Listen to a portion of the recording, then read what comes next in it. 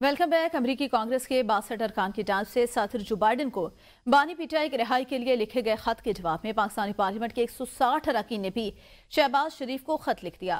वजीर आजम शहबाज शरीफ को खत नून लीग और इत्तेहादी अरकान की जानिब से लिखा गया। खत लिखने वालों में तारिक फजल चौधरी, सैयद नवीद कमर, मुस्तफा कमाल, आसिया नाज तनौजी, खालिद मगसी और दीगर शामिल हैं। अरकान पार्लियामेंट ने खत में लिखा कि बहैसियत पार्लियामेंटेरियन समझते हैं कि वज़ीर आज़म के जरिए कांग्रेस अरकान को आगाह करें। पाकिस्तान जमहूरी चैलेंजेस से नबर्द आसमां है जिसे इंतहा पसंदी की सियासत ने मजीद पेचीदा कर दिया है। खत में लिखा गया है कि बानी पीटीआई ने रियासती इदारों के खिलाफ सियासी तशद्दुद और मुजरिमाना धमकियों को मुतारिफ कराया। बानी पीटीआई ने 9 मई 2023 को बड़े पैमाने पर हंगामा आराई और तोड़फोड़ भी की। उन्होंने हुजूम को पार्लियामेंट, सरकारी टेलीविजन की इमारत और रेडियो पाकिस्तान पर हमले के लिए उकसाया।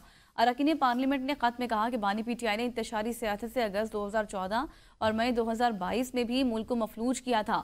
बानी पीटीआई जेल से इस्लामाबाद, लाहौर में इंतशार तशद्दुद को हवा देने पर उकसाते रहे हैं। वज़ीर आज़म को लिखे गए खत में कहा गया है कि बानी पीटीआई ने डिजिटल दहशतगर्दी से सोशल मीडिया को इंतशार और बदअमनी को हवा देने में इस्तेमाल किया। बानी पीटीआई ने डिजिटल दहशतगर्दी से रियासत को धमकाने के लिए सोशल मीडिया को इस्तेमाल किया। खत में यह भी कहा गया कि बानी पीटीआई की मनफी मुहिम में किरदार अमरीका, बरतानिया में मुकीम मुनहरिफ अनासर अदा कर रहे हैं। अमरीका और बरतानिया की रियासतें अपने शहरियों के खिलाफ गैर मामूली इकदामात पर मजबूर हैं। तर्जमान अमरीकी महकमा खारजा मैथ्यू मिलर ने कहा है कि बानी पीटीआई की हुकूमत गिराने में अमरीका का कोई किरदार नहीं। वाशिंगटन में प्रेस कॉन्फ्रेंस करते हुए मैथ्यू मिलर ने कहा, मैं कितनी बार कहूं कि ये सच नहीं है। साबिक हुकूमत को हटाने में अमरीकी किरदार के झूठे दावे हैं। बानी पीटीआई के खिलाफ कानूनी कार्रवाइयां पाकिस्तानी अदालतों का मामला। साबिक वजीर आजम के इल्जामात से मुतालिक फैसला पाकिस्तानी अदालतों ने करना है। पाकिस्तानी सियासत के फैसले पाकिस्तानी अवाम अपने आइन के मुताबिक करते हैं। मैथ्यू मिलर बोले, हरदीप सिंह कत्ल के हवाले से कैनेडियन नायब वजीर खारजा के भारतीय वजीर पर इल्जामात तशवीशनाक। हम इन इल्जामात पर कैनेडा की हुकूमत के साथ राब्ते में हैं।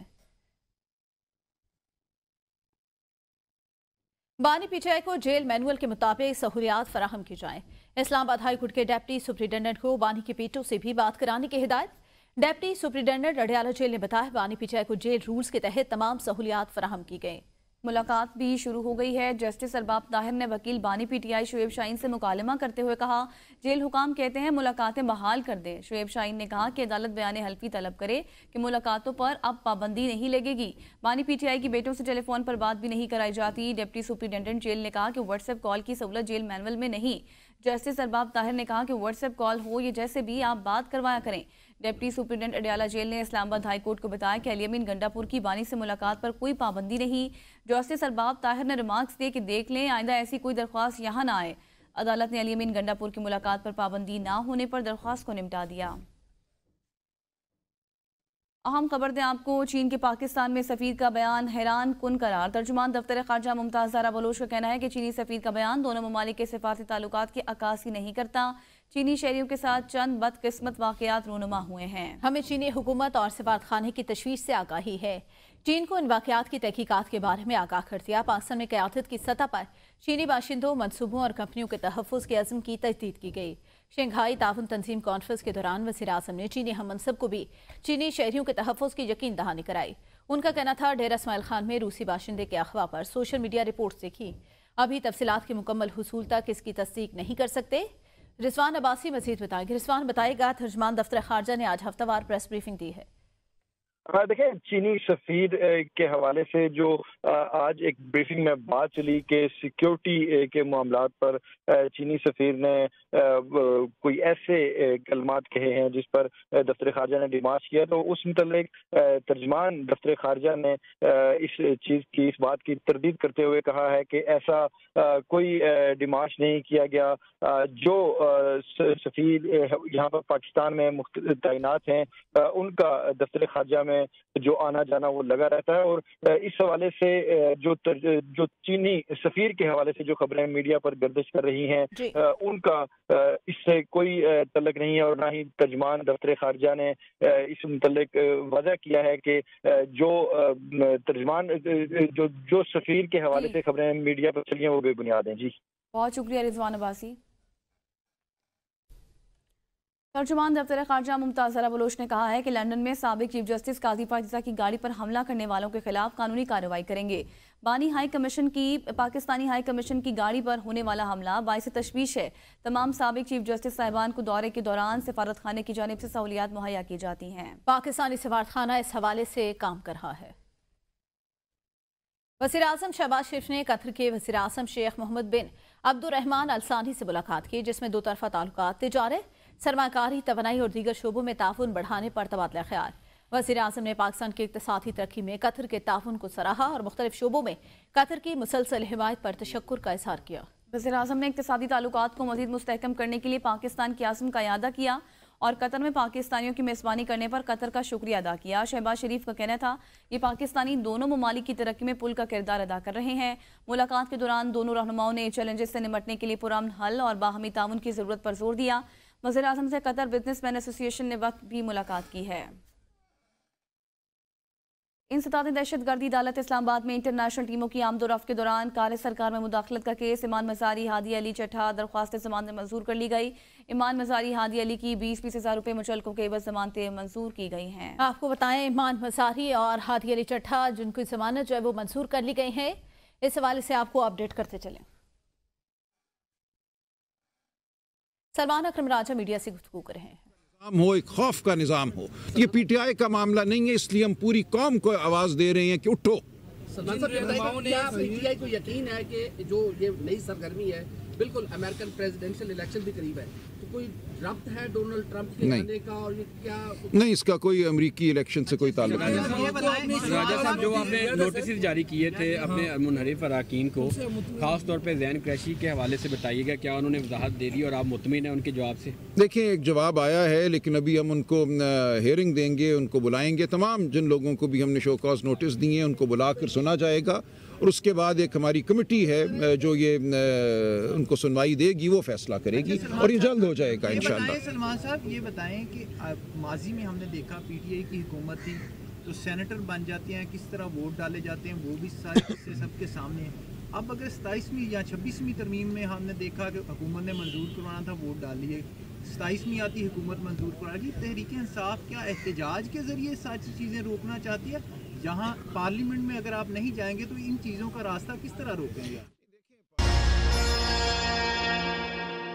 Welcome back. खबर दें आपको, आईनी तरमीम के खिलाफ दरख्वास्तों की समाअत। सिंध हाई कोर्ट ने तहरीरी हुक्मनामा जारी कर दिया।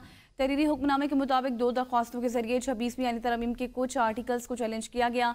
अदालत समझती है कि आईनी तरमीम से मुतल्लिक सवालात आईनी अदालत बेंचेस के सामने लाए जाएं। चैलेंज की गई तरमीम के तहत सूबाई आईनी बेंचेस तब ही बन सकेंगे जब सूबाई असम्बली आईनी बेंचेस के क़याम के लिए करारदाद मंजूर कर ले। मज़ीद जानते हैं अपने नुमाइंदे अली हसन से। अली, बताएगा क्या तफसीलात हैं आपके पास? 26वीं आईनी तरमीम के कुछ आर्टिकल को चैलेंज किया गया है। जाने से आईनी तरमीम के खिलाफ दरखास्तों का तहरीरी हुक्मनामा जारी किया गया है। तहरीरी हुक्मनामे में अदालत का कहना है कि 2 दरखास्तों के जरिए 26वीं आईनी तरमीम के कुछ आर्टिकल्स को चैलेंज किया गया। अदालत समझती है कि आईनी तरमीम से मुतल्लिक सवालात आईनी अदालत बेंचेस के सामने लाए जाएं। चैलेंज की गई तरमीम के तहत सूबाई आईनी बेंचेस तब ही बन सकेंगे जब सूबाई असम्बली आईनी बेंचेस के क़याम के लिए करारदाद मंजूर कर ले। करारदाद और आईनी बेंचेस की अदम मौजूदगी में अदालत अपना दायरा इख्तियार इस्तेमाल कर रही है। हुक्मनामे में ये भी कहा गया है कि दरख्वास्त गुजारों के मुताबिक इंसाफ की फराहमी से मुतल्लिक शिकों में तब्दीली करके आइन के बुनियादी ढांचे को मुतासिर किया है। तरमीम के जरिए बज़ाहिर वफाक और सूबे अपने मकासद के लिए बेंचेस तश्कील देंगे। दरख्वास्त गुजारों का यह भी कहना है कि ऐसा करते हुए असूलों को नजरअंदाज किया गया है।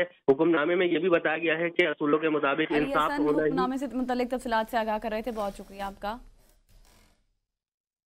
सेनेटर इरफान सिद्दीकी कहते हैं कोई आईनी तरमीम किसी भी बुनियाद पर किसी अदालत में चैलेंज हो सकती है, ना ही आईनी तरमीम पर कोई अदालत नोटिस ले सकती है। एबीएन न्यूज़ से गुफ्तगू में उन्होंने कहा, हमारा अलमिया यही है, अदालत आइन को एक तरफ रख देती है। इस बार ऐसी कोई भी हरकत आइन शिकनी के जुमरे में आएगी। पार्लियामेंट अब पहले की तरह खामोश नहीं रहेगी। बानी पीटीआई अपने किए की सजा भुगत रहे हैं। डील अगर हुई है तो वो किसके दरमियान हुई है, मुझे खबर नहीं। अदालतें मेरा ख्याल है कि अब इस तरह के काम नहीं करेंगी। आर्टिकल 239 जो है 239(5) वो बहुत वाज़ेह है। उसमें ये तय कर दिया गया है और ये शुरू से तय है कि कोई आईनी तरमीम किसी भी बुनियाद पे किसी भी अदालत के अंदर चैलेंज भी नहीं हो सकती और ना ही कोई अदालत नोटिस ले सकती है। हमारा अलमिया यही रहा है कि अदालत आइन को एक तरफ रख देती है और मनमानी कार्रवाइयाँ करती है। अगर इस दफ़ा वो ये हरकत करती है कोई भी अदालत, तो मेरा ख्याल है कि ये आइन शिकनी के ज़ुमरे में आएगा और पार्लियामेंट अब पहले की तरह खामोश नहीं रहेगी।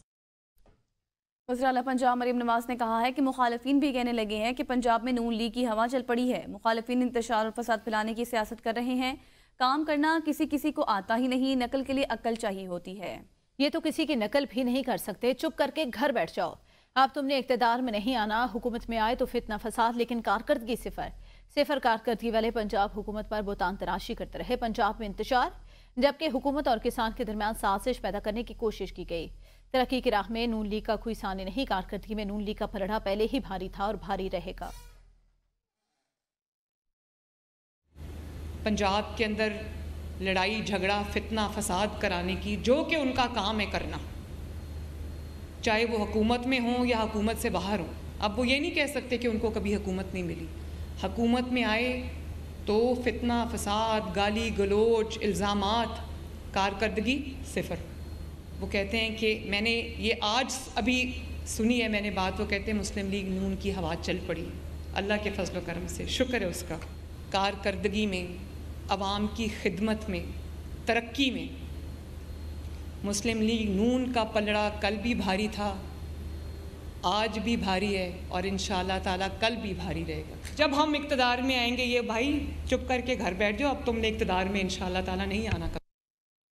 वज़ीर आला खैबर पख्तूनख्वा अमीन गंडापुर ने तलबा यूनियन की बहाली का ऐलान कर दिया। कहा, हकीकी आज़ादी मांगने पर बानी पीटीआई को जेल में डाला गया। हकीकी आज़ादी के लिए हमारी जंग जारी रहेगी। फैसला कुन जंग का वक्त करीब आ गया। इस दफ़ा फैसला कुन जंग के लिए निकलेंगे तो फिर मैं तो घर में बता कर जाएंगे। इनकलाब लाए बगैर तरक्की मुमकिन नहीं। वो पेशावर में तकरीब से खिताब कर रहे थे। मैं ये समझता हूँ कि आज वो वक्त आ गया है कि अपने स्टूडेंट्स को हम पाकिस्तान में दोबारा एक लीड रोल दें। और लीड रोल देने की जरूरी है कि लीडरशिप तब बनती है कि जब आपकी यूनियंस बहाल हो जाए। तो मैं यहाँ पे ऐलान करता हूँ कि इस सूबे में इंशाअल्लाह हम स्टूडेंट्स यूनियन को बहाल कर रहे हैं। हमने खुद मुख्तार होना है, अपने फैसले खुद करने हैं। उसके लिए हमारी हकीकी आज़ादी जरूरी है। हकीकी आज़ादी क्या है? हकीकी आज़ादी ये है कि जिसकी वजह से, वो मांगने की वजह से आज इमरान खान जेल में है। इंशाअल्लाह हमारी ये जंग जारी है और ये इंशाअल्लाह जंग जारी रहेगी और इंशाअल्लाह हम ये जंग जीतेंगे, क्योंकि ये जंग हमारी जात की नहीं है, ये जंग हमारी कौम की है। इस दफा इंशाअल्लाह जो फैसला कुन जंग के लिए हम निकलेंगे तो अपने घरों में हम बता के निकलेंगे। अगर हम वापस ना आए तो बस ठीक है, फिर हमारे जनाजे पढ़ लेना। आगे बढ़े और खबर दें आपको। गवर्नर खैबर पख्तूनख्वा फैसल करीम कुंडी ने कहा है कि सूबे का इस वक्त सबसे बड़ा मसला दहशतगर्दी का है। सूबाई हुकूमत को चाहिए कि अपना मुकदमा विफाक के सामने रखे। सूबे के मसाइल हल करने के लिए हम सबको मिलकर बैठना होगा। अगर हम लोग जिरगे के लिए इकट्ठे हो सकते हैं तो अपने सूबे की बेहतरी के लिए क्यों नहीं? सियासत को साइड पर रखकर मुल्क की तरक्की के लिए इक़दामात उठाए जाएं। सूबे में अमन और अमान के लिए सबको मिलकर किरदार अदा करना होगा। सबसे बड़ा मसला इस वक्त अगर इस सूबे का वो दहशतगर्दी है। और उसके बाद फाटा के लोगों ने, अगर हमने यही ज़ियादत की, ये फाटा के लोग, फॉर्मर फाटा के लोग खड़े होंगे, क्योंकि वो कहते हैं हमारा पुराना जो फाटा था वो बेहतर था, क्योंकि आज हम उनको 1 रुपया भी नहीं दे रहे। मैं तो ये मशवरा दूंगा, और मैंने उस वक्त भी ये कहा था कि हम एक जिरगा या टास्क फोर्स या कोई ऐसी चीज़ गवर्नर हाउस में बना लेते हैं जिसमें तमाम पॉलिटिकल पार्टीज़ के नुमाइंदे हों, तब बाकी मख्तलिफ फिगर के लोग हों, ताकि हम एक कम अज़ कम एक केस बना लें वफाक के लिए। हम जब जाएँ उनके पास, आज हमारे पास बड़ा अच्छा मौका था, 26वीं तरमीम पास हो रही थी। खैबर पख्तूनख्वा की पॉलिटिकल पार्टीज अगर कहती कि हमारे ये मुकदमा, अगर आप ये मानते हैं तो हम आपको वोट करते हैं, वरना नहीं करते हैं, ठीक है? तो फिर वो डेफिनेटली वो मानते हैं। वज़ीर इत्तलात शर्जील मेमन कहते हैं इसराइली लॉबी दिन रात मेहनत कर रही है। उनके परिंदे को उड़ाया चाहे इसराइली लॉबी और गोल्डस्मिथ फैमिली मिलकर पाकिस्तान को कमजोर करने की साजिश कर रहे हैं। माजी में जो कुछ मदीने में और कल लंदन में हुआ, उसकी बुराई की जड़ बानी पीटीआई है। मजीद बोले कि बानी पीटीआई पाकिस्तान के लिए नासूर बन चुके हैं। इफ्तिखार चौधरी और साकिब निसार ने अपने इख्तियारात का गलत इस्तेमाल किया। आईनी तरमीम के लिए नंबर्स पूरे थे, मगर बिलावल भुट्टो ने सबसे मुशावरत की। 26वीं आईनी तरमीम से अवाम को फ़ायदा होगा। इस तरमीम में सबको जवाबदेह बनाया गया, कोई भी मुकद्दस गाय नहीं रहा। उन्होंने मजीद कहा कि सिंध में असलहे के सरेआम नुमाइश पर पाबंदी है। गाड़ियों में बैठे गन मैन सरेआम असलहा लेकर नहीं चल सकते। कल से प्राइवेट गाड़ियों पर सरकारी नंबर प्लेट लगाने वालों के खिलाफ कार्रवाई होगी। और इसराइली लॉबियस्ट जो इस वक्त दिन रात मेहनत कर रहे हैं, कि उनके परिंदे को यहाँ से छुड़ाया जाए। इसराइली लॉबी, गोल्डस्मिथ फैमिली मिलकर पाकिस्तान को कमज़ोर करने की कोशिश। कल लंदन में जस्टिस काजी फैज़ ईसा साहब के साथ जिस तरीके से एक बेहुदा रवैया पीटीआई के लोगों ने किया है, उसकी सख्त अल्फाजों में मैं मज़म्मत करता हूँ। 26वीं आईनी तरमीम मैं समझता हूँ कि हम सब के लिए ये एक बहुत बड़ा अच्छा काम है और इन फ्यूचर लोगों को इंसाफ मिलने की उम्मीद है। माजी में अनफॉर्चुनेटली यहाँ पे जुडिशल एक्टिविज़म के तहत चंद लोगों ने वो मनमानी की हुई है। इफ्तिखार चौधरी जैसे लोगों ने और साकिब निसार जैसे लोगों ने, और फिर अपने अथॉरिटी का गलत फ़ायदा लिया और अपनी पसंद और नापसंद के ज़रिए वो जुडिशरी को चलाते रहे। मज़ीद खबरें शामिल करेंगे लेकिन एक ब्रेक के बाद। साथ रहिएगा।